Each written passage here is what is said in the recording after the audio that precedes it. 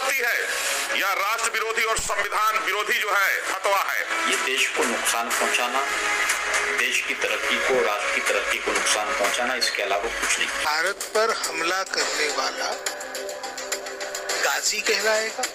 भारत पर हमला करने वाला यदि शहीद होता है तो उसका बलिदान सर्वोच्च बलिदान माना जाएगा और वो जन्नती होगा। ये जहर बच्चों के दिमाग में भरा जा रहा है। गजवाए हिंद को प्रैक्टिकली इम्प्लीमेंट करने वाले वली उल्लाह देहलवी जैसे लोग इसके आदर्श। দারুল উলুম দেববন্দ লাগু করল গজবাই হিন্দের ফতেয়া। উত্তরপ্রদেশের দারুল উলুম সংস্থায় ভারতে ইসলামীকরণ করার নাপাক ষড়যন্ত্রকে সৌদি আরবের প্রিন্স এই ফতেয়াকে সঠিক ভাবা কট্টরপন্থীদের দিল উপযুক্ত জবাব। বন্ধুরা, ভারত দেশের উত্তরপ্রদেশের সাহারপুরে অবস্থিত দেশের সবথেকে বড় ইসলামিক সংস্থা দারুল উলুম দেববন্দ একটি ফতেয়া জারি করেছে, যেখানে গজবাই হিন্দকে মান্যতা দেওয়া হয়েছে। কিন্তু এই ফতেয়াতে দেশে আক্রোশের স্থিতি তৈরি হয়েছে। সমস্ত সন্ত, আচার্য আর আধিকারিক মানুষেরা এই ফতেয়ার বিরুদ্ধে একজোট হয়েছেন। এছাড়া এনসিপিসিআর তো এর বিরুদ্ধে সরকারকে এফআইআর করার জন্য বলে দিয়েছেন। কিন্তু প্রশ্ন এখানেই ওঠে যে গজবাই হিন্দ ফতেয়া কি, আর কেন এই ফতেয়ার বিরুদ্ধে আক্রোশের স্থিতি উৎপন্ন হয়েছে দেশে। জানবো দারুল উলুম সংস্থার সম্পর্কে, যাকে কট্টর ইসলামিক কান্ট্রি সৌদি আরবের বিরোধিতা সামনা করতে হচ্ছে। জানবো সমস্ত কিছুই। কেবলমাত্র আপনারা ভিডিওর শেষ পর্যন্ত অবশ্যই দেখুন। তার আগে যদি আপনিও হয়ে থাকেন একজন প্রকৃত সনাতনী রাম ভক্ত, তাহলে কমেন্টে অবশ্যই লিখুন জয় শ্রীরাম। বন্ধুরা, ফতেয়ার কথা জানার আগে জানা যাক দারুল উলুমের সম্পর্কে।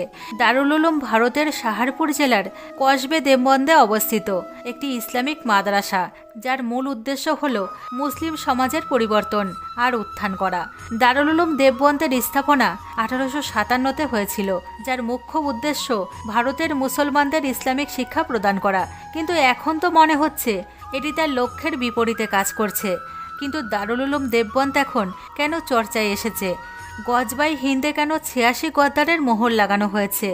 দারুল উলুমের আধিকারিক ওয়েবসাইটে এক বিবাদিক ফতেয়া জারি করা হয়েছে, যেখানে গজবাই হিন্দকে বৈধতা দেওয়া হয়েছে। গজবাই হিন্দকে সহজ বাংলা ভাষাতে বোঝানো হলে এমন বোঝায় যে গ্যার মুসলিম রাষ্ট্রে যেমন ভারতের ওপর আক্রমণ করা, তার ওপর অধিকার জমানো, আর আক্রমণের পশ্চাৎ ইসলামের স্থাপনা করা। ইসলামকে ছড়ানোর উদ্দেশ্যে যে যুদ্ধ লড়া হয় সেই ইসলামের লড়াকুদের গাজী বলা হয়। আর এই যুদ্ধের সময় যদি কোনো মুসলিম লড়াকুর শাহাদত হয়ে যায়, তাহলে এটা তার জীবনের সর্বোচ্চ বলিদান হবে। মুসলিম সমুদায়ের এই মানুষেরা গ্যার মুসলিম মানুষদের কাফির নামে ডাকেন, কিন্তু এখন তো মুখ্যতা হিন্দুদেরই কাফিরের সংজ্ঞা দেওয়া হয়েছে। গজবাই হিন্দের মুখ্যতা ইসলামের পেগম্বর মোহাম্মদ সাল্লাল্লাহু আলাইহি সাল্লামের দ্বারা জারি করা একটি ভবিষ্যবাণী, যেখানে ভারতের মুসলিম আর কাফিরদের মধ্যে যুদ্ধের বর্ণনা আছে। ভবিষ্যৎবাণীতে এই কথাও হয় যেখানে মুসলমানদের জিত হয় আর শরিয়া কানুন লাগু হয়। দারুল উলুমের ওয়েবসাইটে জারি করা এই ফতেয়া নিশ্চিত রূপে ভারতের জন্য অনেক চিন্তার বিষয়। আর এই ফতেয়ার বিপক্ষে এখন ভারী সংখ্যায় হিন্দু সমুদায় বিরোধ করছে। সব মিলিয়ে দারুল উলুম গজবাই হিন্দকে মান্যতা দেওয়ার জন্য এই ফতেয়াকে জারি করেছে। এখন এই ফতেয়াকে নিয়ে এনসিপিসিআর একটি বয়ান জারি করেছেন, যেখানে এই ফতেয়াকে দেশবিরোধী বলা হয়েছে। রাষ্ট্রীয় বাল অধিকারিক সংরক্ষণ আয়োগ মানে এনসিপিসিআর আগে বলেছেন, দেববন্দের দারুল উলুম বাচ্চাদের বিভ্রান্তিকর শিক্ষা দিচ্ছে। বাচ্চাদের যুদ্ধের জন্য উৎসাহের শিক্ষার উপর জোর দেওয়া হচ্ছে। এমন মনে হচ্ছে যেন দারুল উলুম বাচ্চাদের মনে বিষ আর ঘৃণা ভরছে, সাথে বাচ্চাদের ব্রেন ওয়াশ করার পেছনে হাত ধুয়ে পড়ে আছে। তাহলে কি দেববন্দের দারুল উলুমে বাচ্চাদের আতঙ্কবাদী হওয়ার শিক্ষা দেওয়া হচ্ছে? দারুল উলুম দেববন্দ অনলাইনে যে ফতেয়া জারি করেছে, সেখানে গজবাই হিন্দের মহিমাকে মণ্ডিত করা হয়েছে, যেখানে গজবাই হিন্দের মুখ্য উদ্দেশ্য এটাই যে যুদ্ধ করা আর ভারতকে ইসলামিক রাষ্ট্র তৈরি করা, যা পুরোপুরিভাবে অন্যায়। এখন প্রশ্ন এখানেই আসে যে উত্তরপ্রদেশের সরকার গজবাই হিন্দ জারি করা সংস্থার ওপর কী কারবাই করবেন। তাহলে শুনুন বন্ধুরা, রাষ্ট্রীয় বাল্য সংরক্ষণ আয়োগ সাহারনপুরের ডিএম আর এসএসপির কাছে এফআইআর জারি করার প্রস্তাব রেখেছেন। এখন এই ফতেয়াকে নিয়ে ভারতের সমস্ত সন্তদের মধ্যে ভয়ানক আক্রোশ দেখা গেছে, যেখানে সন্ত মেহেন্দ্রাজু দাসজি এই ফতেয়ার সম্পর্কে বয়ান দিয়েছেন যে দেশকে ইসলামিক রাষ্ট্র তৈরি করার জন্য যে যোজনা তৈরি করা হয়েছে এটি দেশের জন্য দুর্ভাগ্যপূর্ণ। এই বিষয়টিকে গম্ভীরভাবে নিয়ে দারুল উলুম সংস্থার ওপর শক্ত থেকে শক্ত কারবাই হওয়া উচিত, আর এর ওপর প্রতিবন্ধকতা লাগানো উচিত। এরই সাথে মহন্ত রাজু দাসজি ফতেয়া জারি করা উলেমার বিরুদ্ধে কারবাইয়ের দাবি করেছেন। হিন্দু সন্ত সমুদায় এই দারুল উলুম ফতেয়াকে নিয়ে কঠোর প্রতিক্রিয়া জানাচ্ছেন। রাম মন্দিরের মুখ্য পূজারী আচার্য সত্যেন্দ্রনাথ দাসজি এটা পর্যন্ত বলেছেন, দারুল উলুমের মাদ্রাসায় কেবলমাত্র আতঙ্কবাদী তৈরি হয়, এমন আতঙ্কবাদী যারা দেশের জন্য বিপজ্জনক। এমন মাদ্রাসাকে তৎকাল প্রভাবে বন্ধ করা উচিত। ইসলামিক মাদ্রাসা দারুল উলুমের বিপক্ষে অযোধ্যার সন্তদের মধ্যে অনেক ক্ষোভ প্রকাশ করতে দেখা গেছে। সাথে তারা ফতেয়া জারি করার বিরুদ্ধে কড়া সাজার দাবি করেছেন।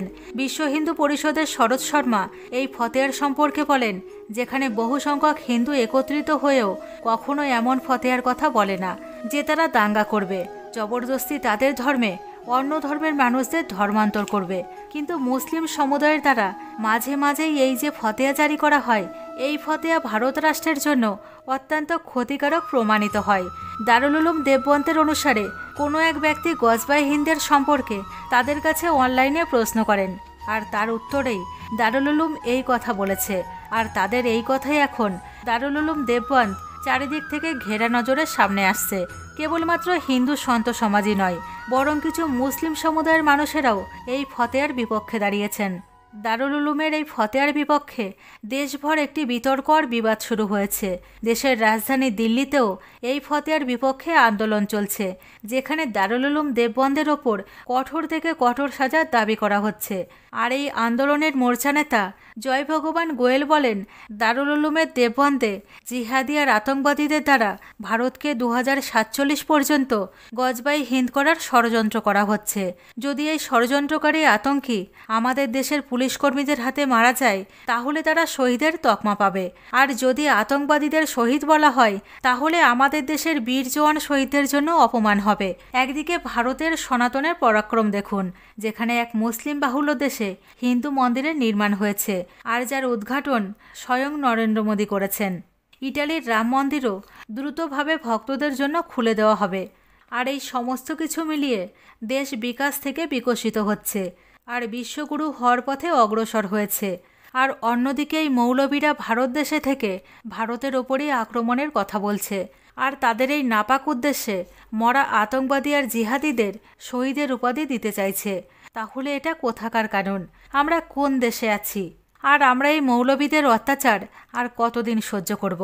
এই ফতেয়ার বিপক্ষে জগৎগুরু পরমহংস আচার্যদেব বলেছেন, তার অনুসারে গজবাই হিন্দকে মান্যতা দেওয়া রাষ্ট্রবিরোধী মানসিকতা। এই ফতেয়ার বিপক্ষে তিনি ঘোর আপত্তি জানিয়েছেন।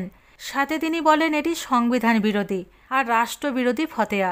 এরই সাথে তিনি এটাও দাবি করেছেন যে ভারত সরকার যেন সমস্ত মাদ্রাসা বন্ধ করার ওপর কারবাই করেন, কারণ দেশে চালিত সমস্ত মাদ্রাসা দারুল উলুম থেকেই সঞ্চালিত করা হয়।